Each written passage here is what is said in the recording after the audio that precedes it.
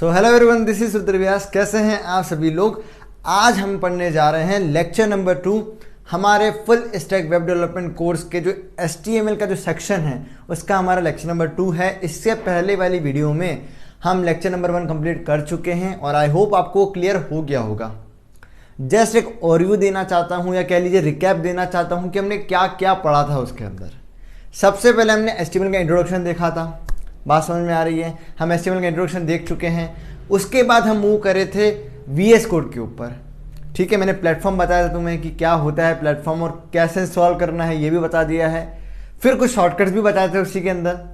हमने टैग के ऊपर बात करी थी, फीचर्स के ऊपर बात कर चुके थे। मतलब कुछ मेजर पॉइंट्स जो होते हैं, बेसिक पॉइंट्स, वो हम कवर कर चुके थे हमारे लेक्चर नंबर 1 में। आज के इस लेक्चर में हमारे मुख्य टॉपिक होने वाले हैं। मैंने बात करी थी एट्रीब्यूट्स की, तो हम एट्रीब्यूट्स को पढ़ रहे होंगे। बहुत लंबा है और बहुत ही डिटेल्ड बता रखा है एट्रीब्यूट्स के बारे में। शायद अभी तक किसी ने नहीं बताया होगा इतना डिटेल्ड। मैंने बहुत डिटेल लेकर गया हूं। सेकंड, हम एलिमेंट्स को जान रहे होंगे, जो बहुत बड़ा कंफ्यूजन है कि होता क्या है, तो हम वो पढ़ रहे होंगे। और इसी के साथ हमारा लेक्चर कंप्लीट हो रहा होगा और इसी की लेंथ बहुत बड़ी हो गई है जस्ट बिकॉज कि हम डिटेल गए हैं अंदर, राइट। तो आई होप आपको ये लेक्चर भी पसंद आएगा। And let's start with this video या कह लीजिए लेक्चर। और आप बस कॉपी पेन जिसमें भी साथ में इम्प्लीमेंटेशन करते हैं, चाहे अपने VS कोड में या कॉपीज में नोट्स बनाते हैं, जैसा आपको ठीक लगे आप साथ में करते रहिए। Let's start. सो अब हम पढ़ने जा रहे हैं एट्रीब्यूट्स के बारे में। इससे पहले हम टेक्स्ट के बारे में देख चुके हैं, कुछ हमने एग्जाम्पल भी देखे थे उसके, और VS कोड में इम्प्लीमेंट करके भी देखा था। ठीक है, और मैंने आपको लॉरेम वाला कॉन्सेप्ट भी समझाया था कि कैसे आप डमी टेक्स्ट ले सकते हैं, राइट। तो अब हम एट्रीब्यूट्स लेंगे कि एट्रीब्यूट्स एक्चुअली होते क्या हैं। तो यार मैंने आपको उस लेक्चर में भी ये बात बताई थी कि एट्रीब्यूट की सहायता से हम कुछ उसको क्रिएटिविटी प्रदान कर सकते हैं, एक्स्ट्रा इंफॉर्मेशन दे सकते हैं, राइट। जैसे अगर मैंने आपको एग्जांपल की बात करूं तो मैं पिछली बार आपको ए टैग के बारे में बताया था। ए टैग में मैंने HERF एट्रीब्यूट का नाम लिया था।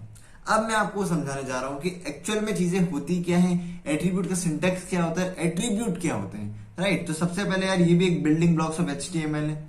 बेशक बिल्डिंग ब्लॉक ऑफ HTML है क्योंकि ये HTML का पार्ट है, ठीक है। क्योंकि अगर आप मान लीजिए अगर आप सिर्फ टैग लिखेंगे तो कैसा आपका डॉक्यूमेंट दिखेगा। अगर मैं सिर्फ A लिखूंगा या फिर मान लीजिए मैं सिर्फ P लिखूंगा तो अपने को ब्लैक टेक्स्ट दिखता है, ठीक है। वहीं अगर हम जाने एट्रीब्यूट लगा देते हैं तो कुछ ना कुछ क्रिएटिविटी दिखेगी अपने को उसमें, ठीक है। वो हम आज समझेंगे। तो एट्रीब्यूट्स क्या दे रखा है, it provide extra information. Extra information कब से क्या कह रहा हूं, extra information about the element. अब एलिमेंट और टैग के बीच में आपको डिफरेंस थोड़ी ही देर में आज बता दूंगा। आज मैं आपको एलिमेंट और टैग के बीच में डिफरेंस डेफिनेटली बताऊंगा। कुछ ना कुछ डिफरेंस है जो बच्चों को नहीं पता होता है। आप पूछो टैग क्या होता है, एलिमेंट होता है, एलिमेंट क्या होता है, टैग होता है, पर माइन्यूट सा डिफरेंस है। And it is applied with in the start tag. इसका मतलब क्या है कि मान लीजिए जैसे मैंने ए लिखा था, ठीक है, तो मुझे स्टार्ट टैग में ही लगाना पड़ेगा। उसके बाद मेरे को उसको क्लोज करना पड़ेगा। मुझे यहां एट्रीब्यूट लगाना है। मैं ये नहीं कर सकता कि मैं एंड टैग में एट्रीब्यूट लगा रहा हूं, मुझे स्टार्ट टैग में एट्रीब्यूट लगाना पड़ेगा। हम ए की बात करें तो हमने पहले लिखा था ए, फिर हमने लिखा था HERF, राइट। तो वो होता है हमारा attribute. And HTML attribute content 2 fields, name and value, ठीक है। ये आप ध्यान में दे सकते हैं, नेम एंड वैल्यू। अगर आप लोगों ने पाइथन पढ़ी हो तो हम वहां पढ़ते हैं की वैल्यू पेयर। यहां पर होता है नेम वैल्यू पेयर, मतलब किसी एक नाम का, एट्रीब्यूट के नाम का उसकी एक वैल्यू होगी। Attribute name is equal to attribute value. वहां होता था की और वैल्यू, राइट। तो वो कंसेप्ट थोड़ा बहुत रिलेशन रखता है यहाँ पर। अब मैं आपको सिंटेक्स दिखाता हूं क्योंकि सिंटेक्स समझना बहुत इंपॉर्टेंट हो जाता है हमारी लाइन में। अगर वो हमें नहीं पता रहेगा तो थोड़ी सी हम इश्यू देख सकते हैं। तो सिंटेक्स को किस तरह समझिए। सबसे पहले टैग का नाम दे रखा है, तो यहां पर हम एग्जांपल ले सकते हैं कि हमने टैग यहां पर लिखा है ए, ठीक है। ये हमारा ए टैग है। क्या हमें इतनी बात क्लियर है, वेरी गुड। अब आता है हमारा HERF। HERF मतलब होता है हाइपर रेफरेंस। क्या बात समझ में आ रही है, हाइपर रेफरेंस मतलब मैं यहां इसके अंदर जो भी लिखूंगा उसको मैं रीडायरेक्ट कर रहा हूं उस पर्टिकुलर लोकेशन पे। मैं रेफरेंस दे रहा हूं उस लोकेशन का कि भैया मुझे इस लोकेशन पे जाना है, तो मैं कुछ भी इस पर क्लिक करूं तो मुझे इस लोकेशन पे भेज देना, राइट। हमने क्या किया था, गूगल वाला कॉन्सेप्ट किया था ना, HERF www.google.com। तो हम क्या कर रहे थे, विजिट गूगल पे क्लिक करने पे गूगल पे जा रहे थे, मतलब हमने रेफरेंस दिया कि हमें वहां जाना है, राइट। तो ये जो एट्रीब्यूट का नाम है वो हमारा HERF हो गया। क्या हमें बात क्लियर है, चलो। देन आता है एट्रीब्यूट की वैल्यू कि कहां जाना है, दैट इज रेफरेंस। तो ये हो गया हमारा एट्रीब्यूट की वैल्यू, और हमें इस बार जाना है W3 स्कूल पे, तो हम वो भी करके देखेंगे, डोंट वरी, हम करके देखेंगे, आपको समझ में आ जाएगा सब कुछ, ठीक है। तो ये तो हमारा पहला सेक्शन हो गया ओपनिंग टैग। उसके बाद हम लिखते थे कंटेंट, जैसे उसमें हमने लिखा था विजिट गूगल, यहां हम लिख रहे हैं विजिट W3 स्कूल। आप कुछ भी लिख सकते हैं, क्लिक मी, क्लिक हियर, ठीक है, जहां पे आपको समझ में आ जाए। और थोड़ा देखो, लिखना हमेशा कुछ ऐसा यार जो कि अंडरस्टेबल हो, ठीक है, थोड़ा सा समझ में आए। जैसे हमने अमेजोन का एग्जांपल देखा, अमेजोन में क्या हुआ था भाई साहब, अमेजोन में हमने क्या देखा, फैशन पे क्लिक करा, तो अगर वहां लिख देता है क्लिक, तो क्या समझ में आता है क्या लिखना है। तो हमेशा वेबसाइट हम जब बना रहे हैं और लिंक दे रहे हैं, तो ऐसी चीज लिखो जो समझ में आए कि हाँ भैया जो रिडायरेक्ट कर रहे हैं उसका मतलब ये है, राइट। और उसके बाद हम टैग को क्लोज कर रहे हैं, ठीक है, ये टैग को हमने क्लोज कर दिया। तो यार ये बेसिक सिंटेक्स हुआ है हमारा एट्रीब्यूट का। लास्ट लाइन लिख रखी था href एट्रीब्यूट ऑफ ए, मतलब ए मतलब होता है, मैं यहां पर ही बता देता हूं आपको, फिर आगे हम और अच्छे से डिस्कस करेंगे। ए मतलब होता है एंकर टैग, ठीक है, ठीक है, एंकर टैग होता है। The href attribute of anchor tag specify the URL of the page the link goes to. क्या स्पेसिफाई करते हैं डबल कोटेशन में, यूआरएल, जहां पर हमें जाना है, ठीक है। मैंने हमेशा कहा है वेब पेज होता है, वेबसाइट नहीं होती है, वेब पेज होता है। Website is a collection of web pages. Fashion पे भी क्लिक किया था तो वेब पेज खुला था, तो लिंक थी जिससे कि वेब पेज खुला, राइट। तो हमें इतनी बात क्लियर है एट्रीब्यूट्स के बारे में। अगर हमें इतना बहुत क्लियर है तो हम आगे कुछ और एग्जांपल देख लेते हैं, जिससे हमारी अंडरस्टैंडिंग थोड़ी क्लियर हो जाएगी एट्रीब्यूट से रिलेटेड। क्योंकि पूरे कोर्स के दौरान हम इतने सारे एट्रीब्यूट यूज कर रहे होंगे कि अब आपको समझ में आएगा कि हाँ कितनी महत्वपूर्ण है हमें एट्रीब्यूट्स के बारे में जानना, राइट। तो यार सम एग्जांपल ऑफ एट्रीब्यूट पे बात करें तो सबसे पहला हमारा एग्जांपल आता है इमेज टैग की बात करते हैं, ठीक है, इमेज टैग। अब भैया हमें इमेज टैग का नहीं पता, कोई बात नहीं पता, तो अभी हम एट्रीब्यूट्स पे ध्यान दे रहे हैं, तो हम उसी पे फोकस रखेंगे। यहां पर एसआरसी लिखा हुआ है, ठीक है, तो एसआरसी मतलब होता है सोर्स, ठीक है। पहले मैं लिख देता हूं फिर मैं आपको बताता हूं उसका मतलब। इमेज सोर्स मतलब ये इमेज की लोकेशन बताओ भैया, तभी तो मैं इसको फेच कर पाऊंगा। चाहे वो लिंक से दो, चाहे वो आपके डेस्कटॉप में फोल्डर में पड़ा है तो वहां से दो, कहीं से भी दो, पर मुझे लोकेशन चाहिए कि ये सोर्स कहां पे है, इसका सोर्स चाहिए मुझे, ठीक है। सोर्स मतलब पता है ना, डेस्टिनेशन मतलब कहां भेजना है, सोर्स मतलब कहां से लूं, राइट। तो मुझे वो लोकेशन चाहिए कि इमेज कहां पड़ी हुई है। तो क्या लिखा हुआ है, एसआरसी एट्रीब्यूट स्पेसिफाई कर रखा है भाई साहब, ध्यान दीजिए। SRC attribute of image specify the path of the image, path of the image मतलब इमेज का लोकेशन बता रहा है, ठीक है। अब मैंने क्या कहा था, एट्रीब्यूट क्या करता है, सुंदरता प्रदान करता है, एक्स्ट्रा इंफॉर्मेशन के साथ सुंदरता प्रदान करता है, क्रिएटिविटी प्रदान करता है। बाय डिफॉल्ट जब भी आप किसी इमेज को लगाएंगे और उसको डिस्प्ले करवाने की कोशिश करेंगे, वो बहुत ही बड़ी साइज में डिस्प्ले होगी। बट हमारे पास कुछ एट्रीब्यूट ऐसे हैं जिससे कि हम उसकी साइज को कंट्रोल कर सकते हैं, उसको सुंदर बना सकते हैं, जैसे कि विड्थ, ठीक है, और हाइट। अब और भी होते हैं बट फिलहाल एसआरसी हो गया, विड्थ हो गया और हाइट हो गया, ठीक है। अब विड्थ मैंने 500 दे रखी है, हाइट मैंने 600 दे रखी है। इससे हो क्या रहा है, इससे कि पर्टिकुलर इस डायमेंशन का इमेज आपको डिस्प्ले हो जाएगा, राइट। तो इससे होगा क्या, ये सुंदरता पूरी जगह नहीं गिर रहा है, सुंदरता दे ले रहा है कि हाँ भैया इतनी ही है और इतना मुझे शो करना है।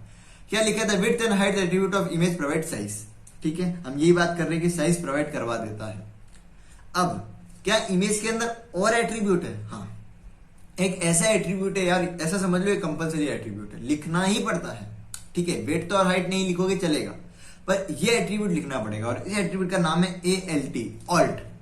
अब ऑल्ट मतलब क्या होता है, कंप्यूटर वाला ऑल्ट नहीं, ऑल्ट मतलब होता है अल्टरनेट टेक्स्ट, ठीक है। ऑल्टरनेट टेक्स्ट मतलब इन केस समझने की कोशिश करिए, इन केस आपके पास वो इमेज नहीं है जिसका नाम आपने लिख रखा है, तो वो क्या करेगा, या मान लीजिए आपका ब्राउजर लोड नहीं कर पा रहा है उस इमेज को, तो क्या होगा, उस इमेज की जगह ये ऑल्टरनेट टेक्स्ट डिस्प्ले हो जाएगा, ठीक है।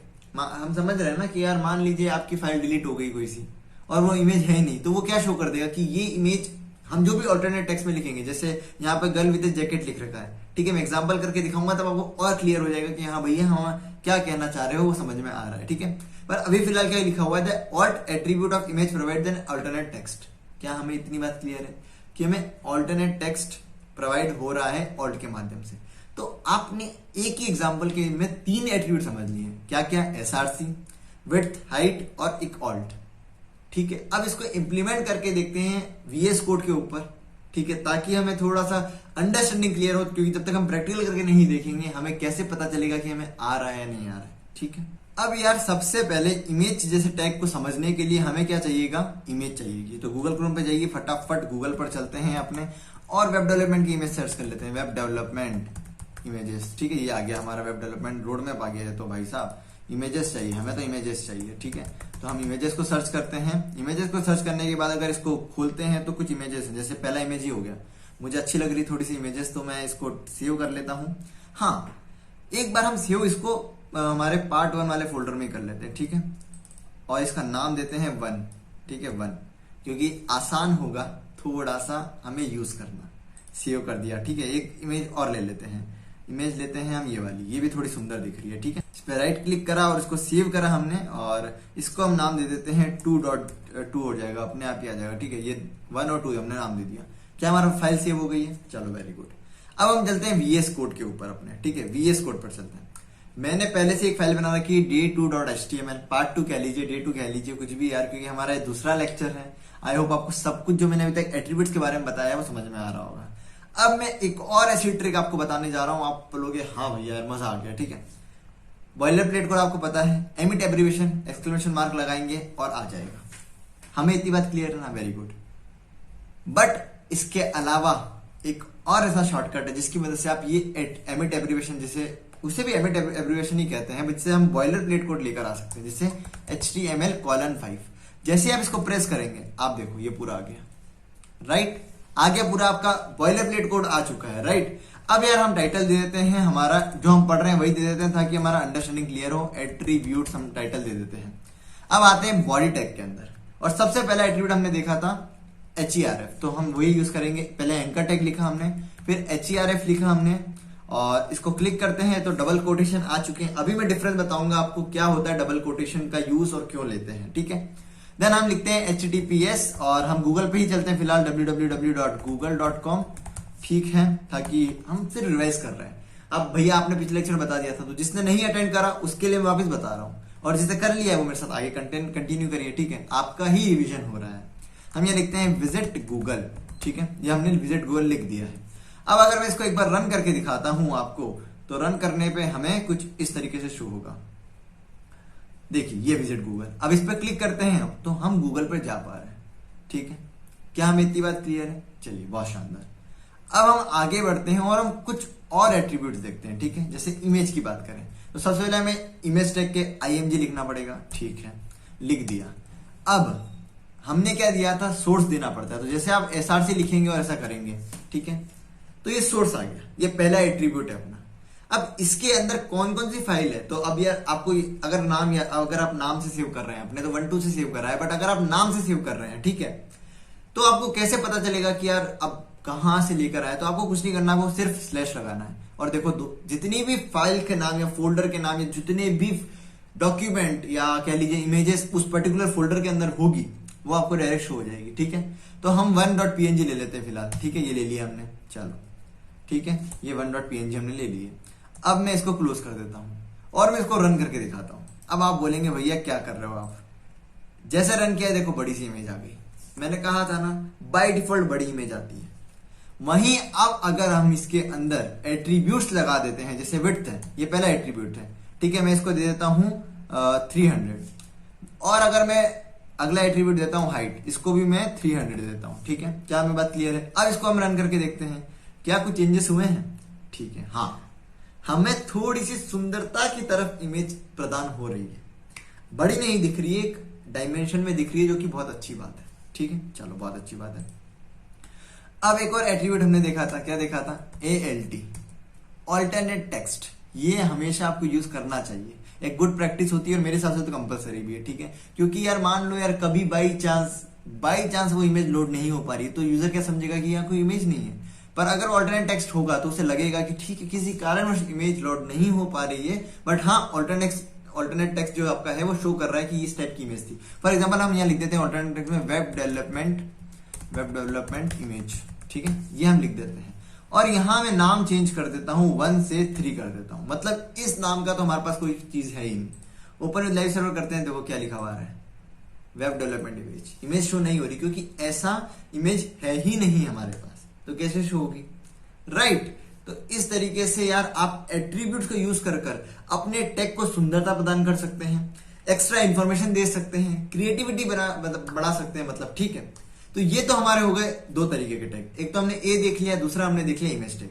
एक और बताना चाहता हूं कब से हम बार बार यूज करते हैं पी टैग, ठीक है। आपको पता है हम पी टैग बहुत यूज करते हैं। हम फिलहाल इसके अंदर लिख देते हैं this is just an example of attribute, ठीक है, एट्रीब्यूट्स, ठीक है, एट्रीब्यूट्स, ठीक है। चलो अब पी में हम क्या एट्रीब्यूट लगाएंगे, तो पी में हम एट्रीब्यूट लगाएंगे स्टाइलिंग।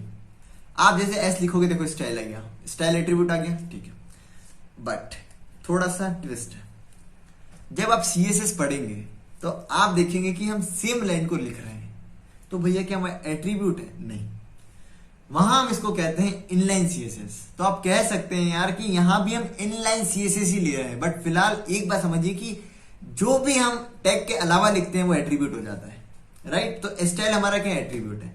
और फिलहाल मैं यहां पर देखो प्रॉपर्टीज सारी दिख रही है, border, display, height, margin, padding, position, width, colour, ये सारी हम सीएसएस में पढ़ रहे होंगे। पर फिलहाल कलर का ले लेते हैं, और कलर आप बताइए फिलहाल अपन देखें अगर कोई अच्छा कलर तो हम ले लेते हैं ऑरेंज कलर, ठीक है, डार्क ऑरेंज, ओके। अब इसको रन करके देखते हैं क्या ये रन हो रहा है। हाँ जी, कुछ ना कुछ तो हमें शो हो रहा है। This is just an example of attribute, ठीक है, हो रहा है, चलो हो रहा है। मैं इसको एक बार फाइल को वापस बंद कर देता हूं ताकि थोड़ा लगे कि हम कुछ पढ़ रहे हैं, ठीक है।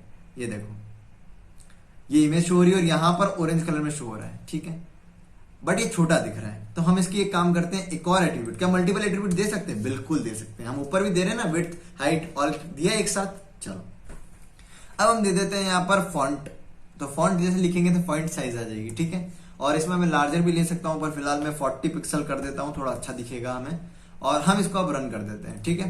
रन करते हैं यार, तो देखो ये बड़ा सा आपको दिख रहा है, this is just an example of attributes, right. तो अब इससे हो क्या रहा है, अब आप बहुत एट्रीब्यूट लगा सकते हैं। ऐसे तो आप बोल्ड का लगा सकते हैं, आप मल्टीपल एट्रीब्यूट्स लगा सकते हैं, ठीक है। तो ये फंक्शनलिटीज होती हैं यार एट्रीब्यूट्स की, कि आप उससे सुंदरता प्रदान कर सकते हो, आप उससे नए नए कार्य कर सकते हो। एक्स्ट्रा इन्फॉर्मेशन देती है, जैसे एक्स्ट्रा इन्फॉर्मेशन कहां से पता चल रही है भैया, ये तो हम क्रिएटिविटी दे रहे हैं, पर एक्स्ट्रा इन्फॉर्मेशन ऑल्ट में आई थी, अगर आपको पता हो तो। इमेज नहीं थी, पर वहां तो कोई सुंदरता नहीं थी, वहां तो एक्स्ट्रा इन्फॉर्मेशन थी कि भैया इमेज नहीं है, पर किस टाइप की इमेज हमने वो लिख रखा था। और हम कुछ और भी लिख सकते थे अगर हमें शो करना है तो, राइट। अब चलो अब आगे बढ़ते हैं, और आगे हम कुछ एट्रीब्यूट्स के बारे में जानते हैं। ये तो मैंने आपको सिंपल एट्रीब्यूट्स बताया, बट इससे भी इन डेप्थ एट्रीब्यूट्स की कहानी है, वो मैं आपको समझाता हूं, ठीक है। अब आप लोगों के मन में एक सवाल आना चाहिए, मेरे कहने से आना चाहिए कि भैया क्या एट्रीब्यूट्स लिखना जरूरी है? हाँ तो जरूरी है, पर भैया ऐसा तो आपने बताया नहीं। जैसे अगर हम बात करें भैया पी टैग की बात करें, है ना, तो पी टैग में भैया क्या हो रहा था, हम तो डायरेक्ट लिख रहे थे, और ये पैराग्राफ टैग है हमारा, डायरेक्ट प्रिंट हो भी रहा था। तो एट्रीब्यूट्स की कैसे जरूरत पड़ गई? नहीं, हर जगह एट्रीब्यूट की जरूरत हो ऐसा नहीं है, ठीक है। कुछ ऐसे कंपलसरी जगह है जहां पर एट्रीब्यूट की जरूरत पड़ सकती है, जैसे कि मैं लिख देता हूं यहां पर आपकी सहूलियत के लिए कंपलसरी, ठीक है। अब क्या कंपलसरी टैग हैं जहां पर जरूरत पड़ती है एट्रीब्यूट्स की? तो सबसे पहला टैग जो हमने अभी पढ़ा वो था हमारा आईएमजी टैग, ठीक है। आईएमजी टैग पढ़ा हमने, इमेज टैग, जिसके अंदर हमें एक एसआरसी नाम का जो एट्रीब्यूट है वो बहुत ही इंपॉर्टेंट हो जाता है। नहीं तो हम सोर्स ही नहीं देंगे तो फाइल लोड कहां से होगी, राइट। क्या बात समझ में आ रही है? Very good. अगर समझ में आ रही है तो हाँ ना बोलो। अब अभी तो हमने नहीं पढ़ा है, आगे पढ़ेंगे। एक और मैं टैग बता देता हूं आपको, इनपुट टैग, ठीक है। ये हम फॉर्म के टाइम पढ़ रहे होंगे, जब हम फॉर्म्स पढ़ रहे होंगे ना, मतलब फॉर्म पता है आपको, इनपुट फॉर्म क्या होते हैं, हम हर वेबसाइट में देखते होंगे, कुछ डिटेल लेने के लिए लॉगिन फॉर्म होते हैं, ये सब होते हैं, तो एडमिशन फॉर्म होते हैं, ठीक है। तो वहां हम इनपुट टैग का बड़ा उपयोग ले रहे होंगे, तो वहां पर भी एक बहुत ही कंपलसरी एट्रीब्यूट है, वो है आपका टाइप एट्रीब्यूट। जब तक वह स्पेसिफाई नहीं करोगे कि मुझे इस टाइप का मतलब कह सकते हैं इस टाइप का मुझे इनपुट चाहिए, जैसे टेक्स्ट इनपुट चाहिए या पासवर्ड एज इनपुट चाहिए, मुझे रेडियो बटन एज इनपुट चाहिए, ठीक है। अगर आप स्पेसिफाई नहीं करते हैं देन प्रॉब्लम आ जाओगे। तो इसलिए कंपलसरी हो जाते हैं, मतलब ये दो जो टैग हैं भाई साहब ये तो आपकी कंपलसरी हो जाते हैं, ठीक है। अब हम और इन डेप्थ जाते हैं, हमने दो टैग पढ़ लिए, इमेज और इनपुट, और भी होते हैं बट अभी ये दो समझ में आ रहा है, बात समझ में आ रही है। अब हम आगे बढ़ते हैं और देखते हैं और क्या क्या इंपॉर्टेंट है, ठीक है।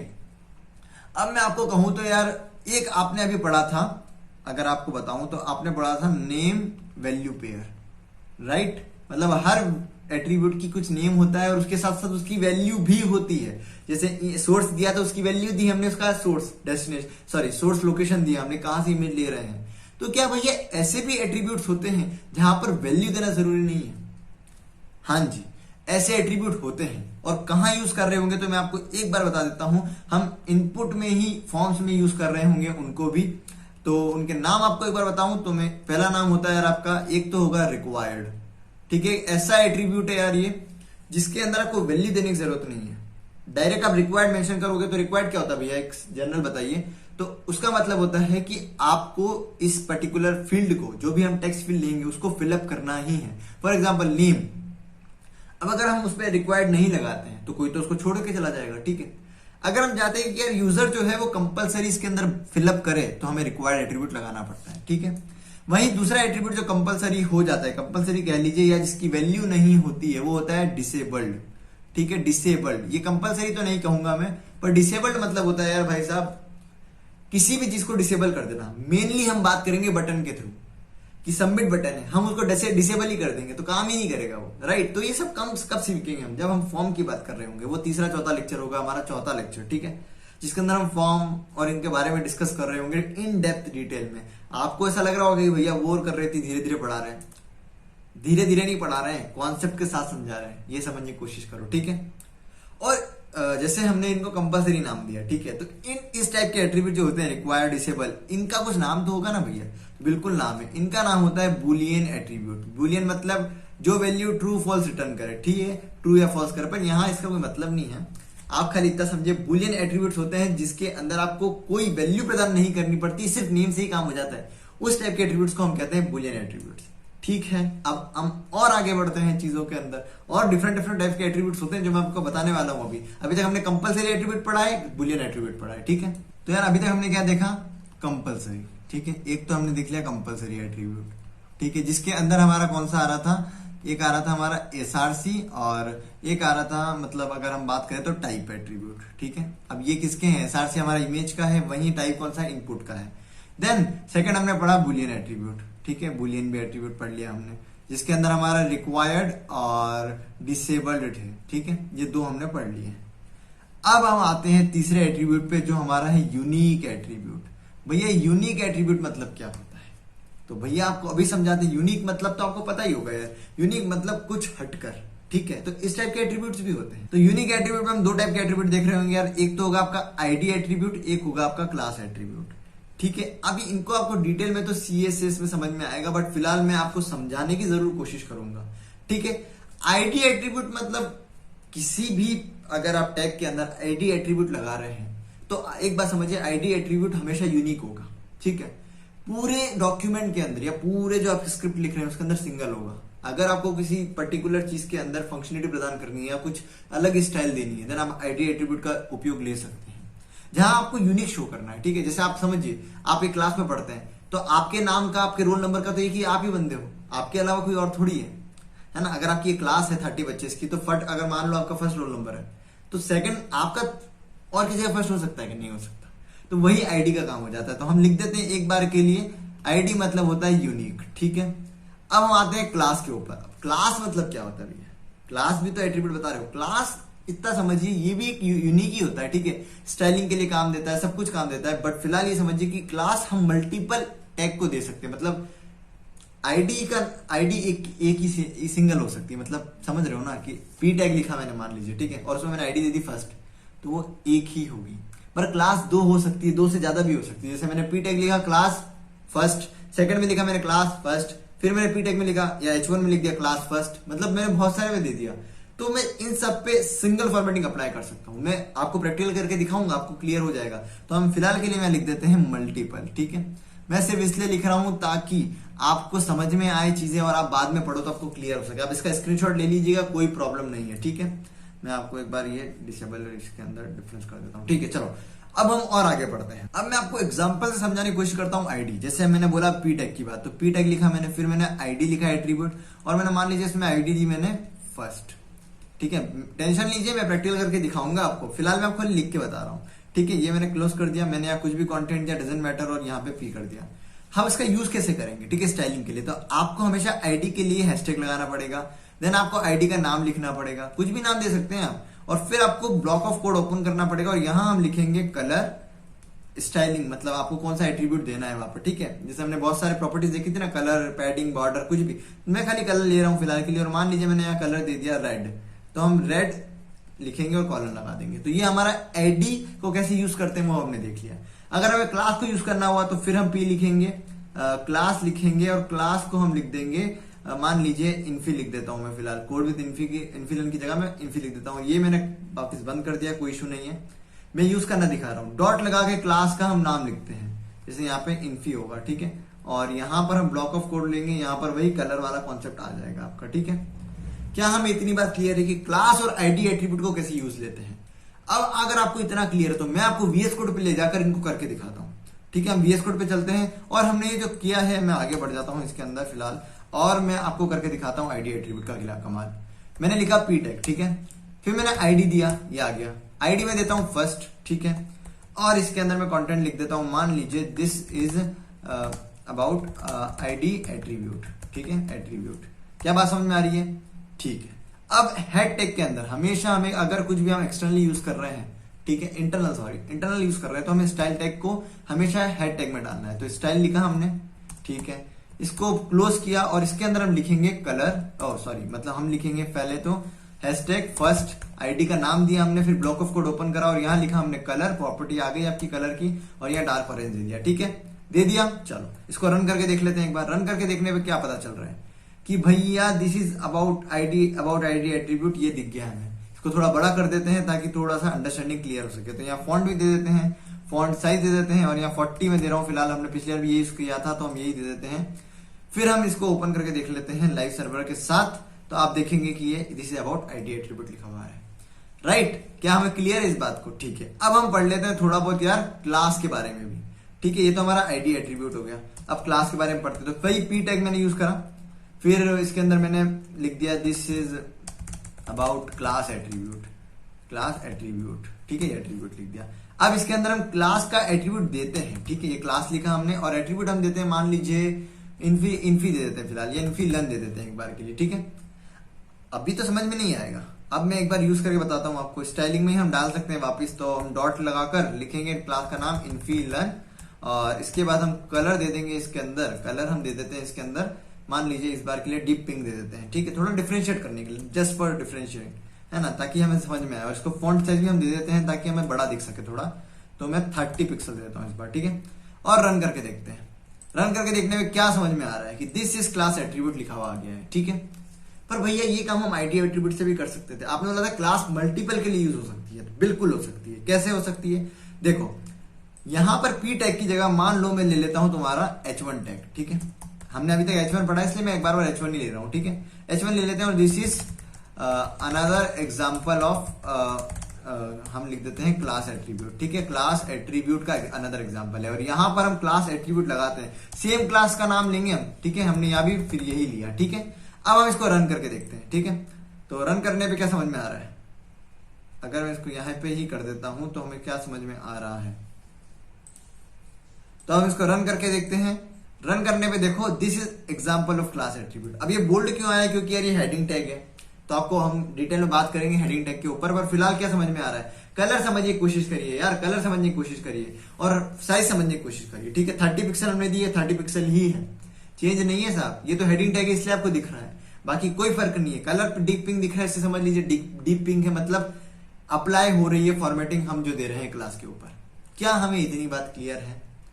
और अगर आपको इतनी बात क्लियर है तो हमारा जो एट्रीब्यूट का कॉन्सेप्ट है यहां पर आके हम समाप्त कर सकते हैं थोड़ा बहुत के लिए। अब हम और डीपली जाते हैं और कॉन्सेप्ट को और समझते हैं, पर हमारा एट्रीब्यूट कई हद तक यहाँ कंप्लीट हो सकता है, ठीक है। अब अभी मैंने कहा आपको, क्या बोला था मैंने आपको? देखो, आपको याद हो तो हमने अभी लिखा था P, ठीक है, फिर ID is equal to double quotation लिखा था हमने, ठीक है। मैंने कहा था डबल और सिंगल की बात करेंगे, बट मान लीजिए आपका ऐसा एट्रीब्यूट है जिसके अंदर आपको डबल भी यूज करना पड़ रहा है, तो आप कैसे लिखेंगे? मतलब ऐसा समझिए, फिलहाल ऐसा समझिए कि डबल कोटेशन है, उस जो डबल कोटेशन में आप जो भी लिखेंगे वो काम आ जाएगा, ठीक है। पर आप चाहते हैं सेंटेंस है वो जिसके अंदर डबल कोटेशन फिर से है, तो काम नहीं होगा आपका, ठीक है। तो आपको क्या करना पड़ेगा, फिर उसका अल्टरनेटिव सिंगल कोटेशन बाहर यूज करना पड़ेगा और डबल कोटेशन अंदर यूज करना पड़ेगा, एंड वाइस वर्सा। अगर सिंगल अंदर है तो बाहर आपको डबल कोटेशन यूज करना पड़ेगा, तभी आपका काम होगा। अब आपको ऐसे समझ में नहीं आएगा, बिल्कुल नहीं आएगा, मैं आपको प्रैक्टिकली करके दिखाता हूँ VS कोड पर जाकर, ठीक है, तभी आपको क्लियर होगा। तो हम फिलहाल हम इसको करके देखते हैं एक बार के लिए, करके देखें हम इसके अंदर। तो मान लीजिए मैं लिख देता हूं P, अभी फिलहाल P लेता हूं, ठीक है, और P ले लेते हैं थोड़ा सा, और यहां पर लिख देते हैं, एक सेकेंड, मैं इसको कैंसिल करना चाहता हूं वापस। क्यों करा भैया, थोड़ा मैं सही फॉर्मेटिंग चाह रहा था, ठीक है, ये हो गया। यहां पर हम लिखते हैं this is about double quote and single quote, just for आपके क्लेरिफिकेशन के लिए, ठीक है। अब P में जाते हैं और एक एट्रीब्यूट होता है टाइटल एट्रीब्यूट, ठीक है। अब इसके अंदर हमें मान लीजिए हमें देना है this is most important tag attribute, ठीक है, attribute, this is most important attribute, हट के एट्रीब्यूट है थोड़ा सा। अब इसको रन करके देखते हैं एक बार, तो आपको समझ में आएगा भैया क्या कह रहे हैं। देखो जैसे इस पे आप होवर करोगे ना, लिखा हुआ है this is most important attribute. अब मैं चाहता हूं ये मोस्ट इंपॉर्टेंट से मैं हाईलाइट करूं, तो VS कोड में जाके मैं क्या करना चाहता हूं, ये डबल कोटेशन यूज करना चाहता हूं, ठीक है, ये यूज करना चाहता हूं। अब तुम्हें यही समझ में आ जाता है कि ये ब्लू हो गया है। आप रन करोगे तो भी नहीं, क्योंकि समझ ही नहीं पा रहा है भैया खत्म कहां हो रहा है। इसने तो क्या कंसीडर करा, यहां तक ये कंसीडर कर लिया, उसने बोला आगे का तो कोई मतलब ही नहीं है, इतना ही कंसीडर करा। अब मैं चाहता हूं मोस्ट इंपॉर्टेंट के बीच में, मतलब वो उसके साथ साथ डबल कोटेशन आए, तो मुझे यहां बाहर क्या यूज करना पड़ेगा, सिंगल कोटेशन, ठीक है, सिंगल कोटेशन यूज करना पड़ेगा। और अगर मैं इसको रन करता हूं तो आप देख पाएंगे कि, देखना अगर जूम करके देखो आप, थोड़ा सा दिख रहा हो आपको, तो this is double quotation most important attribute. क्या हमें इतनी बात क्लियर है? हाँ जी, बिल्कुल क्लियर हो सकती है। मैं आपको एक बार के लिए सिंगल कोटेशन यूज करके भी दिखा देता हूं, ठीक है। यहां पर हम लिख देते हैं सिंगल कोटेशन, तो आप अभी देखोगे, देखो फिर तमाशा वही हो गया, ब्लू कलर में हो गया, क्योंकि वो यहां से कंसीडर कर रहा है सिर्फ कितना कि भैया यही काम का है, बाकी सब तो फालतू की बात कर रहे हो तुम, ठीक है।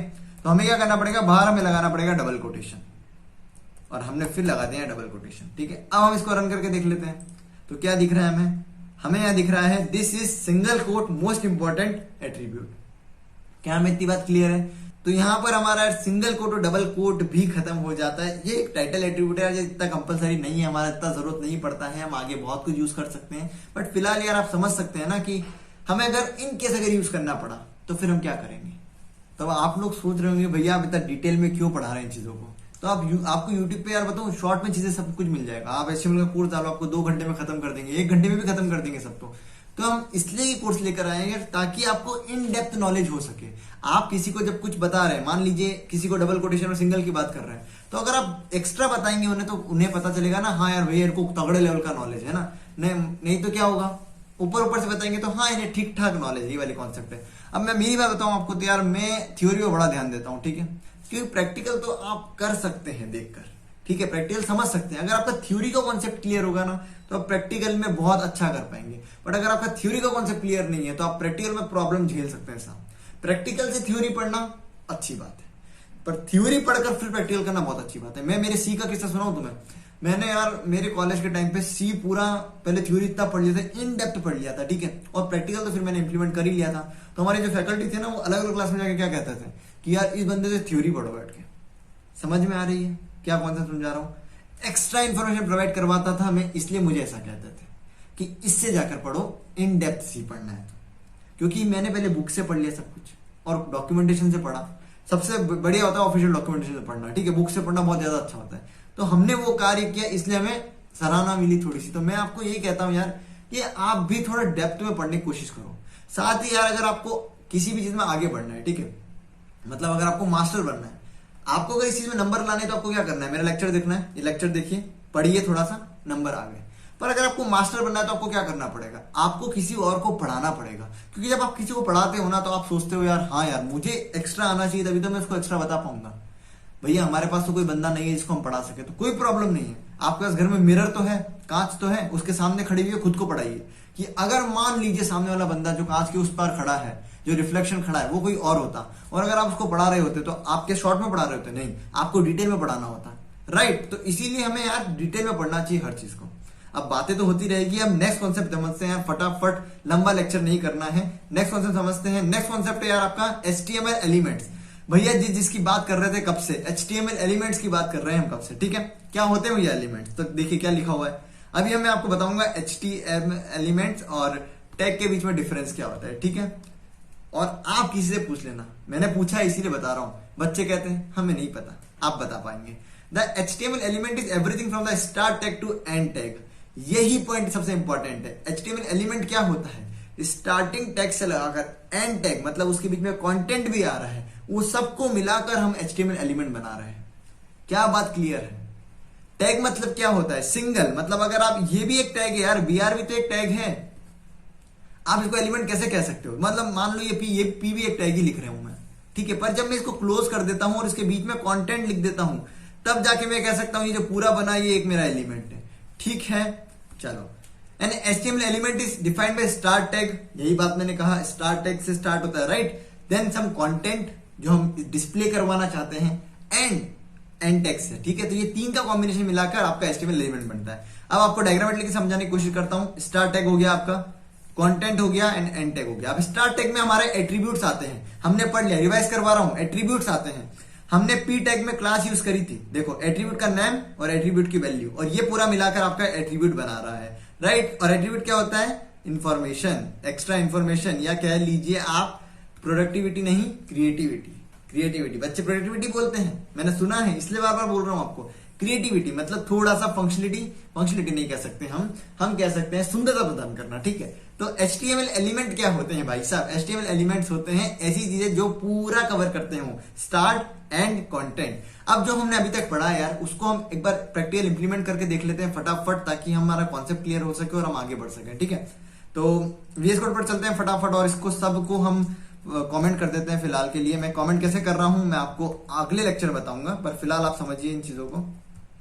ये मैंने कमेंट कर दिया, ठीक है। अब मैं आपको समझा देता हूं चीजों को थोड़ा सा और एक्स्ट्रा। अब हम इसके अंदर समझते हैं चीजों को। तो हमने क्या पढ़ा? सबसे पहले हमने पढ़ा था H1 टैग। मैं सब कुछ बता रहा हूं आपको, जो हमने बेसिक पढ़ा है। मैं अभी बात करूं तो बिल्डिंग ब्लॉक्स ऑफ HTML पढ़ा, ठीक है। मैं इसको नाम दे देता हूं एक बार के लिए, बिल्डिंग ब्लॉक्स। बिल्डिंग ब्लॉक्स, अब स्पेलिंग पे मत जाना यार, बिल्डिंग ब्लॉक्स ऑफ HTML, ठीक है। चलो, बिल्डिंग ब्लॉक्स ऑफ HTML। चलो, अब हम इसके अंदर हमने क्या क्या देखा था? सबसे पहले हमने टैग देखा, तो हम H1 टैग को ले लेते हैं, बाकी तो हमने बहुत सारे देखे हैं। H1 टैग को लेते हैं, दिस इज, मैं सिंपल लिख रहा हूं अभी, दिस इज H1 टैग, ठीक है। सेकंड हमने पैराग्राफ टैग पढ़ा था यार, पैराग्राफ टैग पढ़ा है, ठीक है। Paragraph, this is paragraph tag. और इसके अंदर मैं एट्रीब्यूट दे देता हूं, क्योंकि हमने एट्रीब्यूट का कॉन्सेप्ट भी पढ़ा है, ठीक है। तो एट्रीब्यूट दे देते हैं, एट्रीब्यूट हम देते हैं स्टाइल में मैं कलर दे देता हूं, कलर में मैं दे देता हूं फिलहाल के लिए डीप पिंक, खाली एग्जांपल के लिए, कॉन्सेप्ट क्लियर करने के लिए और समझ में आए, इसलिए मैं इसको फॉन्ट साइज भी दे देता हूं, थोड़ा सा फॉन्ट साइज, और फॉन्ट साइज में 40 दे देता हूं अपने हिसाब से, ठीक है। अपने हिसाब से दे रहा हूं मैं, डोंट वरी, आप अपने हिसाब से दीजिएगा, कोई बात नहीं। P पढ़ लिया हमने, और एक हमने इमेज टैग भी पढ़ा था, तो वो भी हम देख लेते हैं एक बार के लिए। और इमेज टैग में SRC हमें देना जरूरी है, मुझे नाम याद नहीं है मैं क्या करा था, तो मैं स्लैश लगाता हूं। स्लैश लगाने के बाद 2GPG हमने यूज नहीं करा, वो यूज कर लेते हैं। इसके अंदर हम एट्रीब्यूट दे देते हैं विड्थ दे देते हैं 200 नहीं 300, ठीक है हमारे लिए। और जो हम हाइट ले रहे हैं वो भी हम अभी 300 ले सकते हैं। देन हम ऑल्टरनेट टेक्स्ट दे देते हैं, क्योंकि वो भी कंपलसरी हो जाता है हमारे लिए। देन हम ऑल्टरनेट दिस वेब डेवलपमेंट लिख देते हैं अभी तो फिलहाल के लिए, वेब डेवलपमेंट, ठीक है। आई होप अब हम इसको रन करेंगे तो हमारा जो कॉन्सेप्ट है हम समझ चुके हैं। अगर हम कर रहे हो तो this is H1 tag, heading tag, this is paragraph tag, styling प्रदान करी थी 40 पिक्सल के साथ, डीप पिंक दिख गया, और ये आपका इमेज दिख गया। क्या हमें बात क्लियर है? तो आई होप आपको ये जो मैंने आज पढ़ाया है आपको, अब मैं यहां पर इस लेक्चर को समाप्त जरूर करूंगा, ठीक है। तो मैंने जो अभी आपको पढ़ाया है चीजों की क्या होता है भैया, HTML एलिमेंट पढ़ा, टैग पढ़ा हमने, और अब आप जाके सबसे पूछेंगे कि एलिमेंट और टैग में डिफरेंस क्या है। नहीं बता पाए तो आप मुझे कमेंट में जरूर बताइएगा कि हाँ भैया ऐसा केस हमारे साथ भी हो गया है।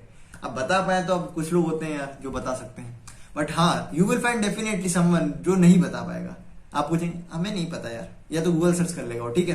तो आज हमने क्या देखी है यार, हमने देखा था एट्रीब्यूट्स के बारे में, हमने देखा टैग के बारे में, हमने देखा एलिमेंट्स के बारे में, हमने सारे एग्जांपल देखे इमेज के, सोर्स, विड्थ, हाइट, ऑल्टरनेट। मैं चाहता हूं यार आप बहुत ही शानदार तरीके से इस चीज को इंप्लीमेंट करें अपने पीसी के ऊपर, और VS कोड में आपको हमने समझा ही दिया। ये हमारा डे 2 हो गया यार, डे 2 या पार्ट 2 कह लीजिए। मैं इन डेप्थ जा रहा हूं धीरे धीरे, पर कोई बात नहीं, हम बहुत अच्छे से पढ़ रहे होंगे थ्योरी प्लस प्रैक्टिकल वे में। आई होप आपको ये सब पसंद आ रहा होगा, है ना। मैं कोशिश कर रहा हूँ कि अपना बेस्ट आपको समझा सकूं, जितना मैंने इकट्ठा किया है अपने 6 से 7 साल में HTML के दौरान, मैं आपको सब डिलीवर करना चाहता हूँ। इसीलिए मैं सब कुछ टैग क्लियर करते धीरे धीरे पढ़ा रहा हूँ। अभी तो बहुत बड़ा है ये, ठीक है, हम बहुत धीरे पढ़ रहे हैं इन चीजों को। तो अगर आपको वीडियो पसंद आ रही हो तो प्लीज जरूर लाइक कीजिएगा और बच्चों तक शेयर जरूर करिएगा जितना कर सकते हैं। आप दूसरों को भला करेंगे तो आपका भी अच्छा ही होगा, ठीक है। सो आई होप आपका क्लियर हो गया होगा। चैनल पर नए तो प्लीज सब्सक्राइब करिएगा और अपना ध्यान रखिएगा प्लीज। वैक्सीनेशन नहीं लगवाइए, मैं बार बार कहता हूँ रोज, वैक्सीनेशन नहीं लगवाई तो लगवा लीजिए, अभी समय है लगवाने का तो लगवाइए। तब तक के लिए ध्यान रखिए अपना और सबका ध्यान रखिए। मिलते हैं अगले लेक्चर में। Till then have a good day, tata bye bye, take care, meet you in the next lecture और नए कॉन्सेप्ट के साथ। तब तक के लिए आप प्रैक्टिस करते रहिए और जो हमने समझाया उससे इंप्लीमेंट कीजिए।